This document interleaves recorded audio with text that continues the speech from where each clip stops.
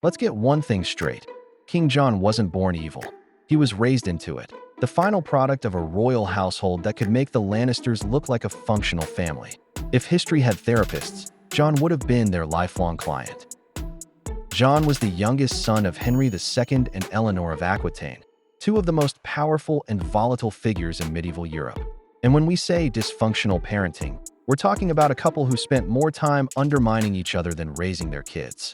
Henry II tried to turn his sons against Eleanor after she backed their rebellion, but the loyalty lines were messy, and not all the boys played along.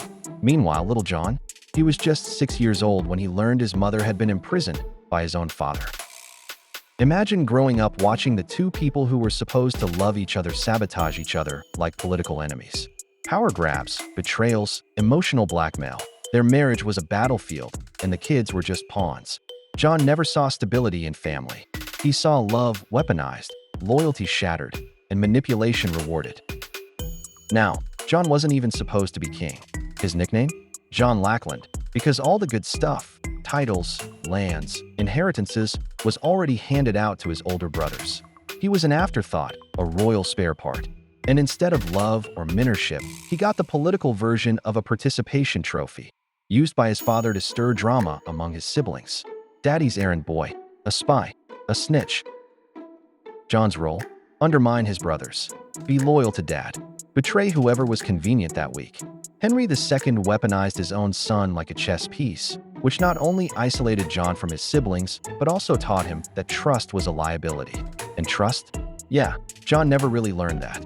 When Richard the Lionheart finally got the crown, John was still treated like the kid brother who couldn't be trusted with the good toys. Richard mocked him, sidelined him, and only left him in charge during the Crusades because there were literally no better options. John immediately tried to grab power. That backfired. Hard. But when Richard died in 1199, guess who suddenly found himself wearing the crown? John, the overlooked, underestimated, emotionally stunted last resort. And all that insecurity, it erupted in full force. As king, he became paranoid, cruel, and greedy. He overtaxed the nobles. He picked fights he couldn't win. He lost Normandy and most of the Plantagenet holdings in France. His foreign policy? A flaming garbage cart. And yet, his greatest hit, or flop, depending on how you look at it, was the Magna Carta.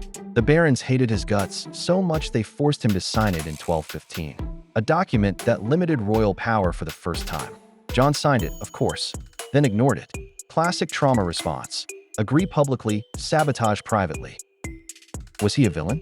Absolutely, but a villain with layers. He didn't wake up one day and decide to tank the monarchy. He was shaped by emotional neglect, strategic manipulation, crowned with bitterness and a life where affection was transactional and betrayal was routine. So yeah, King John wasn't born a monster. He didn't become evil overnight. He was built by dysfunctional parenting, and medieval England paid the price.